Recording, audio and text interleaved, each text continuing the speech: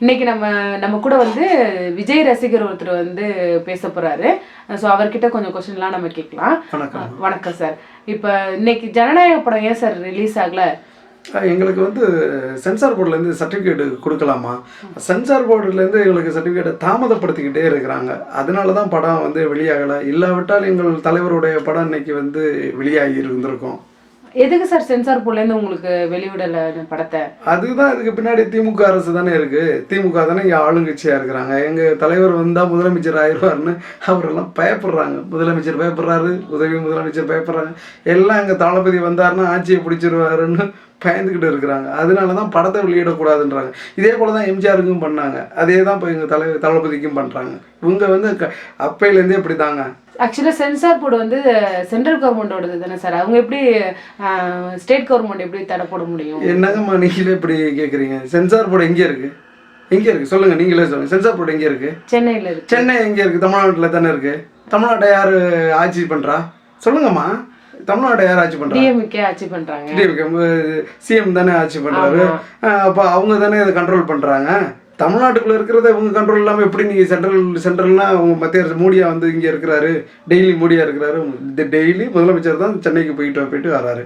So அவர் தான் இதை வந்து எங்கள் படத்தை வெளியிட விடாமல் தடுக்கிறாங்க.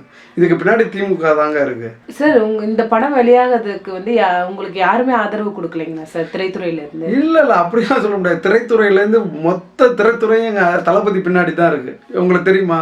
வெங்கட் பிரபு ஆதரவு கொடுத்துருக்கிறாரு, ரஞ்சித் ஆதரவு கொடுத்துருக்கிறாரு, மாரி செல்வராஜ் கொடுத்துருக்கிறாரு, சிபி சத்யராஜ் அவர் ஆதரவு கொடுத்துருக்கிறாரு, சிலம்பரசன் சொல்லியிருக்கிறாரு, ஜெயம் ரவி சொல்லியிருக்கிறாரு.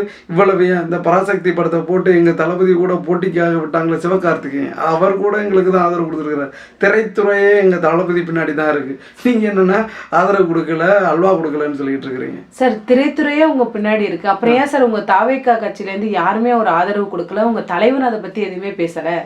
பேசுவாருமா தளபதி, கண்டிப்பாக பேசுவார். வேணா பாருங்க, கண்டிப்பாக பேசுவார். நேரம் வரும்போது கண்டிப்பாக தலைவர் வெளியே வருவார். சரி, 2 வருஷம் ஆச்சு தாவேக்கா கட்சி ஆரம்பிச்சு, இன்னும் ஒரு பிரஸ் மீட் எதுவுமே கொடுக்கல அப்படின்றாங்க. அட்லீஸ்ட் இந்த படம் ரிலீஸ் ஆகாததை பத்தியாவது பிரஸ் மீட் கொடுப்பாரா? இப்படியெல்லாம் குண்டக்க மண்டக்கன்னு கேள்வி கேட்டால் நான் எப்படிங்க பேச முடியும்? நானே வந்து பேசுகிறேங்க. தளபதி எத்தனையோ திரைப்படத்தில் துணிச்சலாக எதிரிகளை வந்து துவம்சம் பண்ணியிருக்கிறார். கில்லி படத்துலலாம் அவ்வளோ பெரிய ரவுடியாக அடித்து தூக்கி போட்டு தனலட்சுமி தூக்கிட்டு போனார். ப்ரெஸ் மீட் எல்லாம் எங்களுக்கு சும்மா சுஜிப்பியுமா? நானே வந்து பேசுகிறேன், தளபதி வர மாட்டாரா? நானே சாதாரண தொண்டன், நானே வந்து பேசுகிறேன். எங்கள் தளபதி கண்டிப்பாக வருவார். சரி, உங்களெல்லாம் அடித்து ஓட விட்றாரா இல்லையான்னு மட்டும் பாருங்கள். தாவேக்கா தொண்டர்கள் எல்லாம் பேசதான் செய்றீங்க, ஆனா உங்க தலைவர் மட்டும் தான் சார் பேச மாட்டேங்கிறாரு. வருவாரு, தளபதி வருவாரு, கண்டிப்பா உங்களுக்கு முன்னாடி காட்சி தருவாரு. சார் இந்த பராசக்தி திரைப்படத்தோட போட்டி போட்டா உங்களால வந்து ஜெயிக்க முடியாதுன்றதுக்காக பின் வாங்கிட்டீங்களா? அப்படியெல்லாம் கிடையாது. எங்கள் தளபதி வந்து எத்தனையோ இந்த தீபாவளி பொங்கலுக்கெல்லாம் இருக்கிற அத்தனை ஸ்க்ரீன் எங்கள் தளபதிக்கு தான் ஒதுக்குவாங்க. 500 ஸ்க்ரீன் இருந்தாலும் 500 ஸ்க்ரீன் எங்கள் தளபதிக்கு தான். அப்படி நாங்கள் எந்த போட்டிக்கும் நாங்கள் பயந்ததே கிடையாது.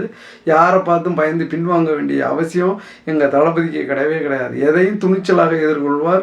வேணா பாருங்க, தனியாக வந்து சோலவா எங்கள் ஆள் வந்து ஜெயிச்சுட்டு போவார். சார் ஆக்சுவலாக இந்த தாவேக்கா கட்சி தலைவர் வந்து வெளியில வந்து எதுவுமே இதை பற்றி பேசலை, அந்த படத்தை பற்றி எதுவுமே சொல்லலை அப்படின்றத பற்றி நம்ம நாம் தமிழர் கட்சி தலைவர் வந்து நீங்க ரொம்ப கோலை அப்படின்ற மாதிரிலாம் பேசியிருக்காரு.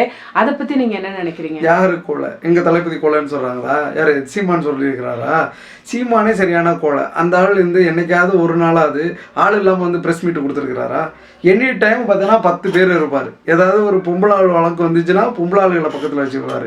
இஸ்லாமியர்களுக்கு எதிராக பேசிட்டாருன்னா இஸ்லாமியர்கள் கூட வச்சுக்குவார்.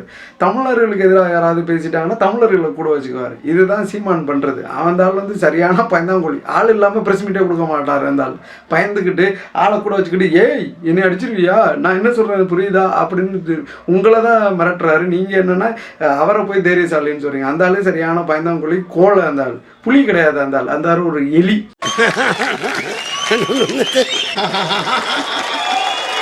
அப்படின்னு கூட சொல்லலாம். எங்கள் தளபதி வந்து எத்தனையோ திரைப்படங்களில் அருமையாக எதிரிகளை வந்து துவம்சம் பண்ணியிருக்கிறாரு. எங்கள் ஆள் வந்து கோழையே கிடையாது, வீரன். வீரன்னா நீங்கள் படம் சரக்கு குடிக்கிற வீரன் நினச்சிடாதீங்க, அந்த வீரன் இல்லை, இது மாவீரன் அப்படின்னு கூட சொல்லலாம்.